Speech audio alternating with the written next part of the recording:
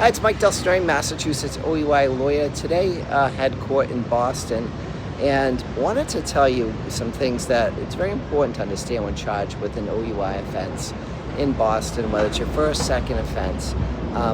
If you take a breath test and it's over the legal limit, these cases are winnable cases. Still, there's a way to exclude the breath test from evidence, and not every breath test result is accurate. Sometimes people have medical conditions that throw off the assumptions of the test. So if you're taking a breathalyzer in Massachusetts, you might have acid reflux or asthma or conditions that could affect the accuracy and reliability of the test. They'll undermine the assumption. So the machine assumes everybody's the average person. It assumes that you have a blood-breath petition ratio the same as everybody. If you don't, the entire assumptions of the breath test machine can be off, and your test can be inaccurate, unreliable. I've hired an expert in cases to explain this to a jury or a judge so that they know why these results are off in your particular case. So many people make the mistake of assuming that if there's a breathalyzer in the case can't be won. That's far from the truth.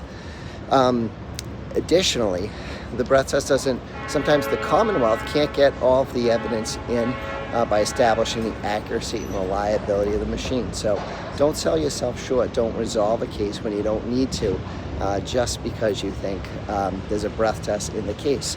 You'll be able to get your full license back in 30 days. What I look at in a breath test case, I analyze how strong is the rest of the case, how's the driving, how are the field sobriety tests, does the rest of the case show that you're impaired?